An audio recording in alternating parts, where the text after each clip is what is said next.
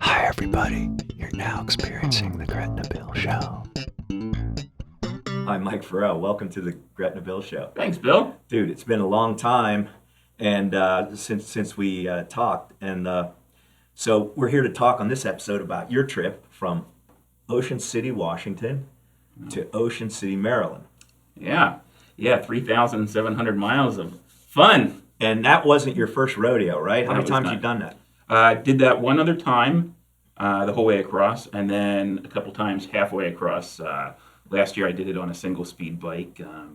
Did it on a multi-speed bike 3 years before that. So What year was it that you had a tandem? that was the first time I went the whole way across the Jeez. country. Well, I did do a test run. I went halfway across the country on the tandem. Had a custom rack system that I built for where the stoker would be.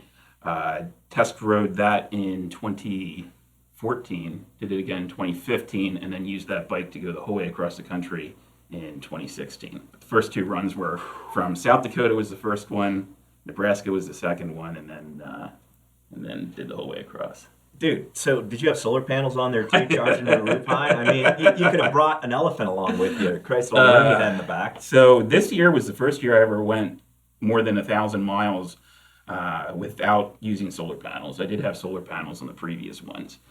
The thing is, they're bulky. You got to unfold them. Obviously, if the weather isn't cooperating, you're not going to have any luck.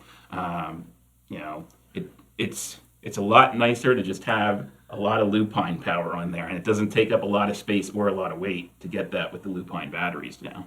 Well, we're going to get into the equipment, both Lupine and Guerciotti, here in a moment. But kind of give us a general play-by-play. First of all, like how many miles, how many hours in the saddle each day, how you were self-sufficient or not, where you stayed, and how many days it took you a total. All that kind of good stuff. Go ahead and go down through your itinerary, man. We're really interested to hear that. I am for sure. Well, it took 6 weeks total. I did about 3,700 miles on the trip. Each day varied. Some days there was a day where I did 180 miles in one day, and there were other days where I might have only done 60 or so in a day.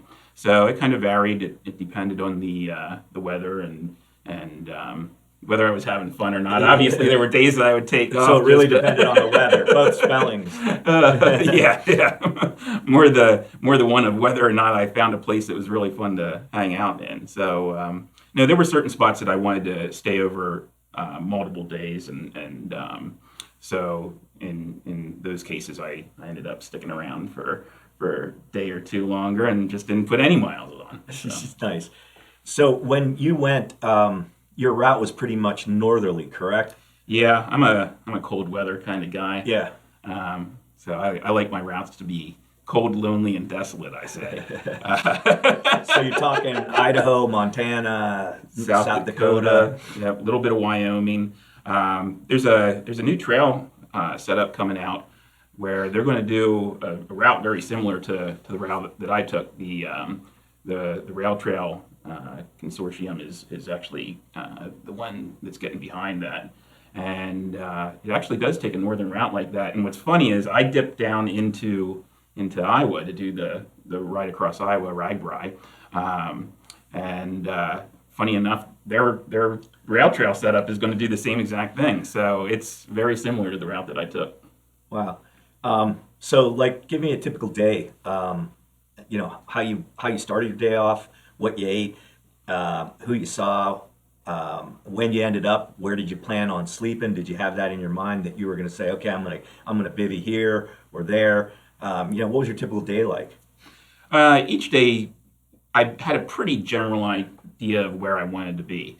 I'd always start at sunrise, just so that way I could maximize my day. Usually ride pretty close to sunset. It was rare that I ever rode at night.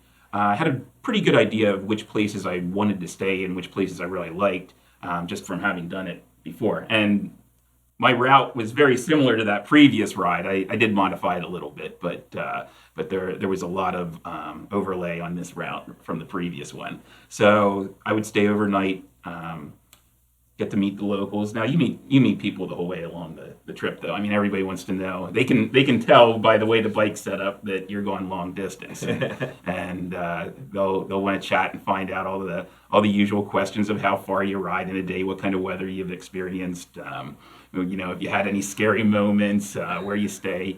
I stayed all over. I like to sleep outside. I stayed on picnic tables and park benches, and we'll share some pictures of all that good stuff. I had people that invited me to stay over. One of my favorite times, I would say, was whenever I was in the middle of Nebraska, and I think that state wants to try to kill me with weather.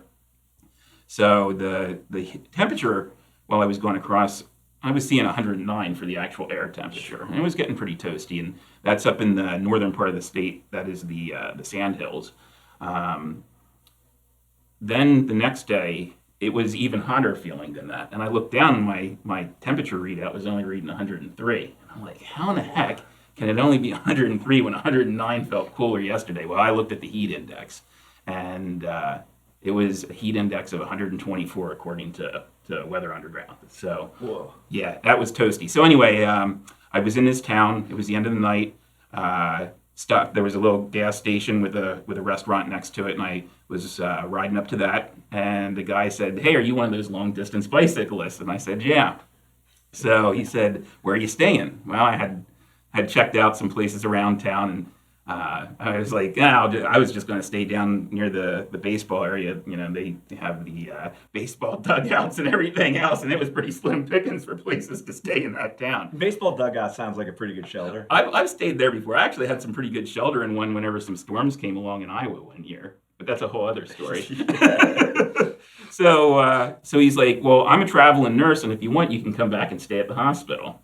And I was like, don't you have to worry about getting in trouble? He's like, "Don't worry about it." So I got a room in the hospital, air conditioned, got a shower, got to actually be cleaned up, and got out of that heat, which was much appreciated. Thanks, Ash. So so that was a welcome relief there. But most of the time I stayed outside.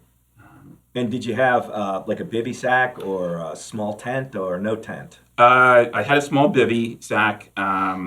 I have a waterproof sleeping bag, although that gets pretty hot. It is breathable, but it still is designed for cooler temperatures. It is nice. It's a shelter in itself, essentially. If I want, I can sleep out in the pouring down rain and stay dry. So It's got one of those little tops on it it's a breathable waterproof material. and that's it. So there's no canopy or anything like No. attached to it. Nope. But generally, what I would do is I have a silk liner that goes inside of that to keep it clean. Silk's amazing. Yeah, right? I love that stuff. Just use a silk liner, put it down on my thermarest pad into the bivy sack, and get shielded from the mosquitoes and still have something for a little bit of warmth on the cooler Did nights. you do a lot of bug repellent? No, I didn't do that much. My previous trips, there was a really nice natural bug repellent that I would use, and they don't make it anymore. The problem is the DEET stuff deteriorates your materials. So you start getting DEET on your Gore-Tex and stuff. You got to watch the damages, and that can get real expensive real fast. And then there's your skin. Yeah, yes, yeah. And if it's tearing down Gore-Tex, I'm not sure if I want to put it on my. No, it's not the. Isn't the it an amazing stuff. fact about human nature that when people realize that you're on this epic journey and that you're all by yourself and you're just cruising across this beautiful country we have, at how open and how, I mean, they wouldn't necessarily, not all people are like this, but a lot, my sense is I've done a little of backpacking in my day, most of the Appalachian Trail, et cetera. And what I found is that people are actually more inclined to be friendly to you than they are to their neighbor. Is that a true statement? Yeah, I would definitely agree with that. Which is crazy, but it's human nature, I guess, eh?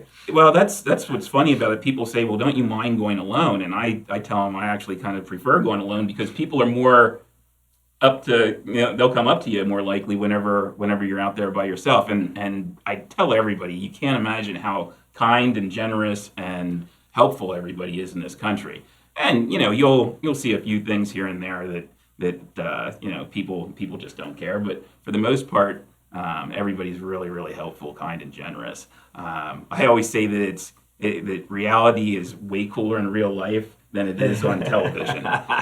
So It's beautiful. That's kind of like my break. You get out there and you get to meet everybody, and you find out, oh man, it's not as bad as what I thought. Yeah, exactly. I just needed a refresher again. Yeah, well, we all need that for sure. So, nutrition-wise during the day, what did that generally look like? Probably not the most nutritious. I didn't want to carry bear bags and stuff like that and have to deal with putting my food up and everything. So I generally ate what was available at restaurants along the way. I drank a lot of chocolate milk. I never drink chocolate milk at home. I never eat ice cream, but I drank a lot of chocolate milk. I ate a lot of ice cream on the trip. Whenever I was carrying food with me throughout the day, it generally would be bags of mixed nuts and trail mix and stuff like that. Stuff that had a good bit of calories and fat. And you're looking at what, 3,000-4,000 calories a day? Yeah, it would probably be more than that actually. There were a lot of days that were 5,000 plus. So did you eat in terms of what I was expending, not what I was eating? Right. So. Did you eat a lot of protein, or were you kind of 30-30, 40, or? I probably balanced it out. Protein. It probably was a little carbs, bit heavier fat. on the protein and the fat, I would say. Really? I didn't lose that much weight on that trip. Yeah. So you weren't vegan or anything? No. You were eating cheeseburgers and drinking Yeah, beers. I did have cheeseburgers. Had some beer and wine and whiskey along the way. And, Perfect. And that's a great day, man. Probably Riding the bike all day, seeing the sun come up, meeting some nice people, and capping the night off with a couple of beers with the locals. Right? Yeah. I had one experience. I stopped into VFW and they kept on buying me beer after beer. They kept on giving me tokens, and I finally said that their generosity was greater than my liver capacity. So I just had to thank them for their kindness and said I gotta stop indulging. What was some of your penultimate stops or places that you visited along the way? That's tough to say because there were a lot of spots. There's a lot of beautiful spots in this country. I really enjoyed going through the Cascade Mountains. It's just really beautiful out there. The scenery, the mountains, it's snow capped on the tops. That's great. Montana is one of my favorite spots. Northern Idaho. Those things kind of come back to back because you're Washington State. You're going through the Cascades, then you get out into the desert. Which I do need to talk about that because that was stunning this year. We had a lot of precipitation out there, which just made the desert colorful like you can't imagine. Then you get into northern Idaho, which is a totally beautiful area. It's probably something that most people don't know or talk about, but it is one of the most beautiful spots in North America, up in the Coeur d'Alene area. Exited out into Montana. I love the western part of Montana where you get all the mountains and it's just more beauty. I don't know. I could go on and on. I'm just playing back from the sequence of my ride here, but I could. How much gravel did you find along the way? There was a lot of gravel. I took a lot of pictures of the gravel written down the fork of the bike. Wow. Yeah. I had one day. I made a bit of a goof up. I modified my old route. Whenever I was leaving one of the towns in Montana, and the town was Forsyth, and I had an okay route before, but it really went through some desolate areas, like really desolate areas to get to where I wanted to be at the end of the day. So I was like, well, we'll play around with this other route and see if it's just as desolate. I don't know. We'll find out. I was on gravel for 60 miles on that. I was rolling down the road. All of a sudden, the sign comes up and it says, no pavement ahead, and lots of gravel there in Montana. I got a good bit of gravel in Washington State. In Iowa, the RAGBRAI bicycle ride nowadays, they actually have a gravel loop for people that want to do it as an option. So gravel's a big thing now. It's as I'm sure you know. That's all we've been talking about. Probably to the boredom of tears to our viewers. But yeah, man, it's there. Yeah. It's happening. So when you got back east, then it gets kind of complicated, right? Or not? How'd you navigate the traffic and the population density, et cetera? I would say that it was probably difficult the first couple of times I tried that, but I've done that route multiple times now, so I kind of have it down. There's actually some good roads. What is that one? I think 81, not like Interstate 81. This is just State Road 81 that goes through. It's either Illinois or Indiana. I can't remember which one I roll across that one. But you just roll for miles and miles and you barely see anybody. It's a great great road to get across the better part of that state. There's some areas that get a little bit congested. It's actually one of the trickier spots is in eastern Ohio. It gets pretty hilly out there in the Amish territory. I never would have figured that, and I'm from Ohio. But Yeah, it was like all everybody's like Ohio's flat. You know, it's flat to everybody until they get until they get there. Oh man, it's got a lot of climbing. It's actually it's surprising how much climbing there is, and the problem there is that the roads get kind of narrow and they're pretty heavily traveled. It was very reminiscent of Lancaster County though, because you get lots of rolling hills and you get good climbs too. Souter's egg truck is rolling down the street. There's Amish buggies all around. So if you want a vacation from Lancaster County that still looks like Lancaster County, Then go to Eastern Ohio. Yeah, or Western Ohio. it's Eastern Ohio. So you come through there and then you go through a short section of West Virginia.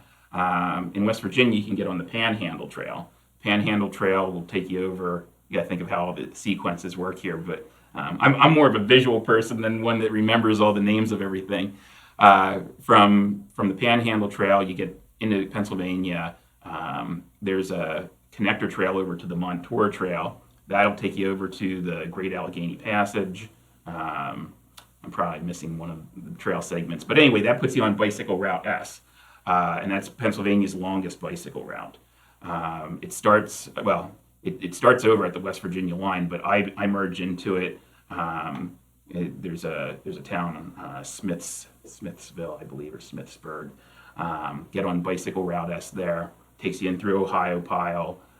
Comes clean across the state. It goes within 3 miles of my house. It goes right through Lancaster County and everything. So it's kind of funny. You're several hundred miles away from home. You see the oval with the S on it. Yeah. Bicycle PA, and jump on that, and you just follow those signs, and it takes you back. And they pick some roads get a little bit heavily traveled, or have narrow shoulders, or have some really big climbs. But for the most part, it's a good route, so that helps with navigating. When you finished up in Ocean City, Maryland, did you go and jump in the ocean then? I did.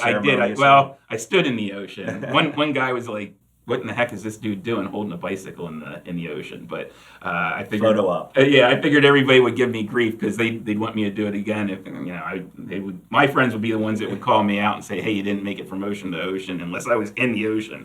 So I made sure I got in that thing. Solid, man. Would you have any advice or any type of recommendation for anybody who's thinking about doing this? Yeah, I would say do it. Do it. Well, I could probably think of a bunch of little hints and tricks along the way. What I need to do is really write it up on a blog or something, so that way. Yeah, we were talking about that, right? Actually. Yeah, I think that would be helpful to people. No, there's lots of little tricks that you pick up along the way, and I actually put them in the back of my journal because sometimes you forget about things here and there. But I would say the biggest thing would be do it, because people are super helpful and will go out of their way to help you out when you're trying to get across the country. That's a great way to end this talk session we've been having, and that's kind of what I always suspected, even though sometimes we figure that's hard to achieve. Like when I tell people what you've done or what you're going to do, they immediately go, well, he's not worried about sleeping on a park bench or something. It's like, that's crazy. And it's like, yeah, no, he's not. Yeah, I think it's just because both bicycling and motorcycling, I've stayed out a lot of times. I've done a lot of long distance trips on two wheels.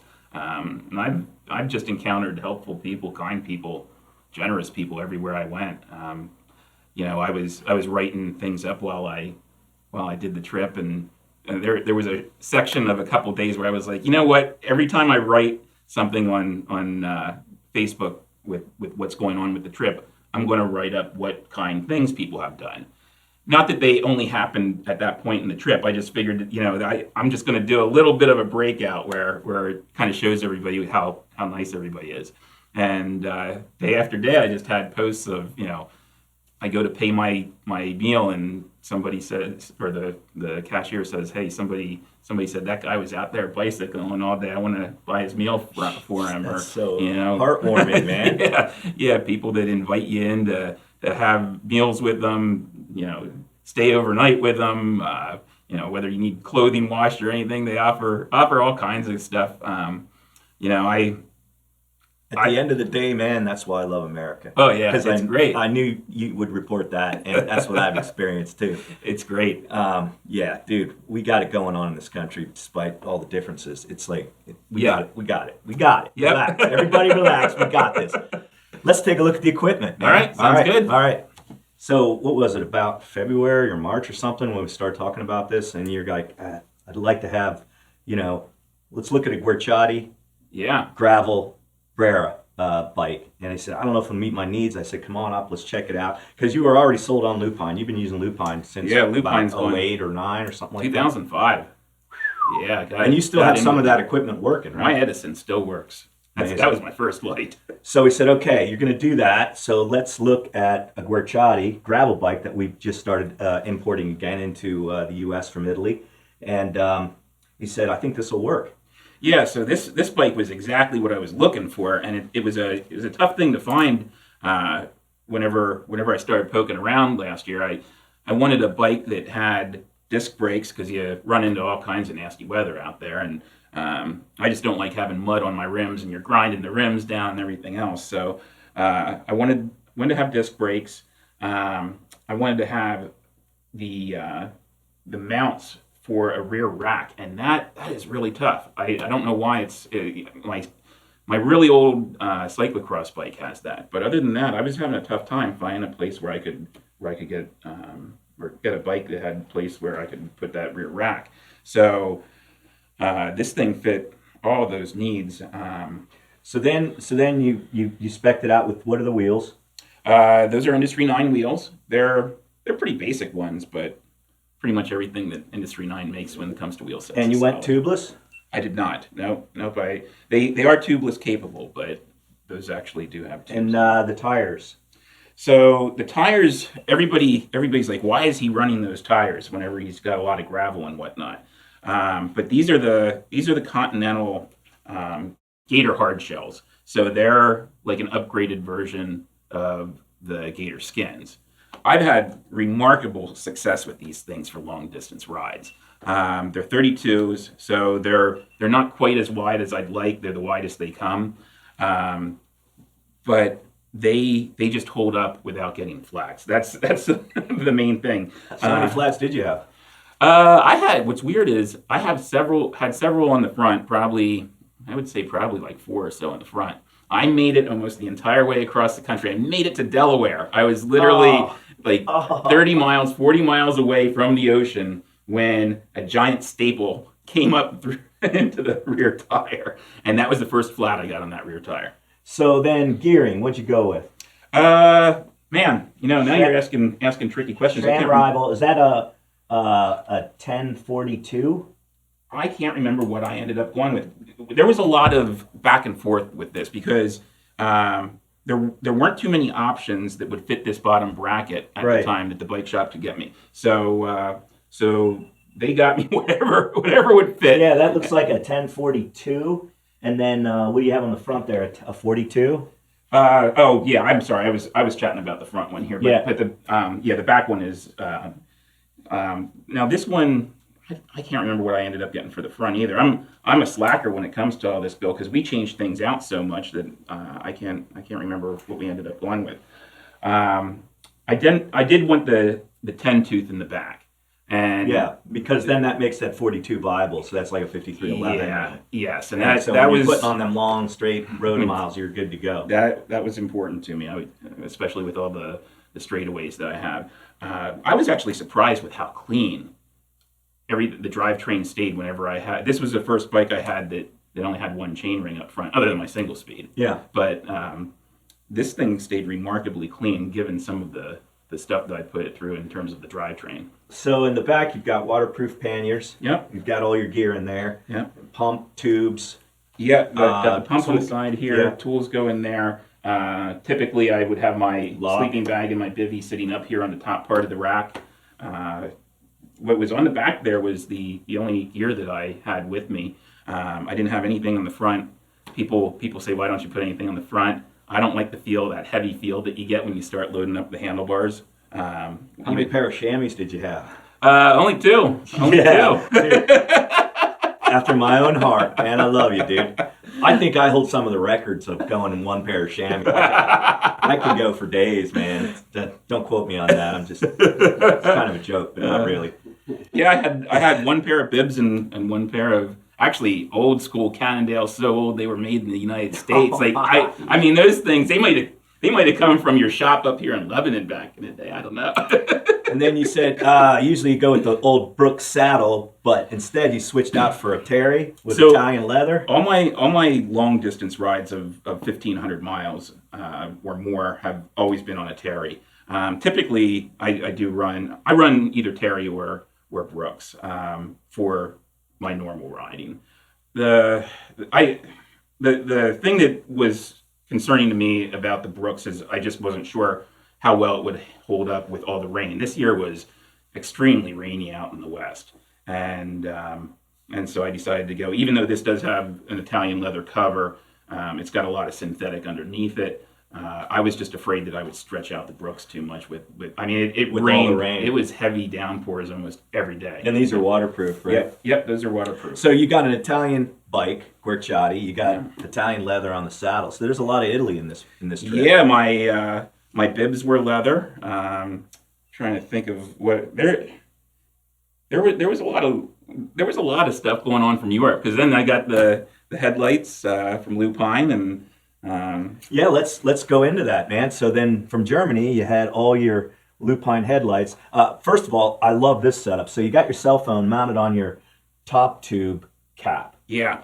So how did you do that, man? So I actually got that off of Amazon. It's a metal holder for your phone, kind of designed more for motorcycles. In fact, I believe it's, what is that, the Moto Hawk or something like that. I can't remember what the exact name of that is, but it happened to use a 5mm bolt for the clamp that would go around your your tube. So I was like, well, heck, that'll fit right down in, and just put it right on my. So we sell these splitters so that you can use your Lupine battery to power your light and or your GPS or your Garmin or your cell phone in this case. So that's what you have going on here. Explain this whole setup right here, and then move on to the light, etc.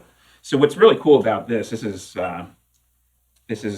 your base Lupine splitter here with, you can get this, obviously, as you know, that with the charger for, I believe, an iPhone as well, right? And then this for my Android. Yeah, for sure. So get a charger that goes right into there. USB, C or iPhone, yep. Then this output, since it's just a regular battery, and I think Lupine primarily designed it for plugging into your headlight, but for me, what I did, I just took another Lupine USB 1. Your USB 1 to plug in there, and now I've got another USB jack for charging up things like my smaller GPS units, the tail light, things to that nature. I ran the headlight off of a totally separate battery, so that way there would be, if I would drain all the power out of this, which would be next to impossible because this thing holds a boatload of power. But regardless, I ran the headlight off of a totally separate battery. Had your remote right there. My remote's right there, so I don't have to take my hands off the handlebars to change the brightness.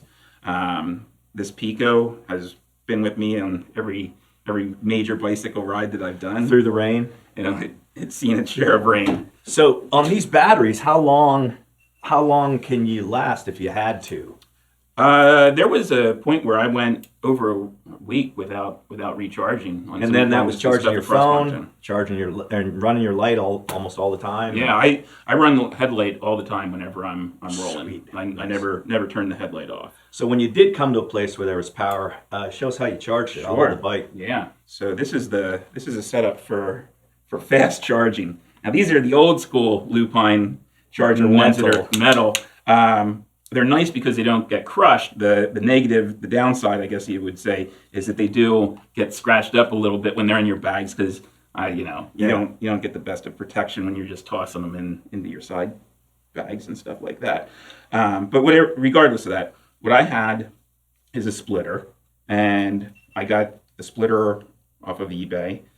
Same thing with this power brick. It's a 12 volt, 5 amp power supply. So it's got a bit more juice than the default Lupine. With the default Lupines, they could run two of these at the same time, but you'd have to dial it back from their 2.5 amp maximum output per unit.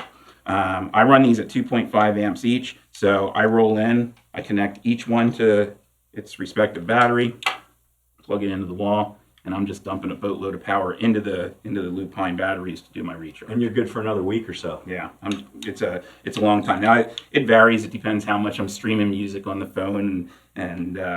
Did you headphones to listen to music? Nope, I just left it sit there and just played it over the speaker. Cool. And then anytime you need to be in communication with the outside world, you had it right there. Plus, you could have maps up there if you needed it. Yeah, I had maps. I also I exported all my previous route out as GPX data, and there's an app that I got for my phone that just pulls in all the separate files from my last trip across the country, so I could see exactly which restaurants I stopped at and which streets I went down, what side roads I was on. I could call up a map that showed where I was at and where I was at previously on the ride in 2016. On the 16 ride. Dude, so awesome, man. I'm so glad that Guerciotti and Lupine got you through this, and it's an awesome experience. It makes me want to do it. Nice. Yeah. I'd say take me along, but it's solo. It's a solo thing. It's a solo thing. Man. You got to do it. Well, I appreciate you guys sponsoring me and helping me out with this. The Lupine stuff, the bike, everything worked incredibly well. One thing I will mention that you really saved my butt. I was out in the middle of nowhere, riding down this trail, just bombing down. Well, it was gravel road kind of trail. I did not have my splitter here affixed very well, and it just vibrated off. And I looked down, and it was gone. And I mean, I had gone probably at that point maybe 25 miles on gravel, and just hadn't even thought of it. Just didn't think of looking down to check for it.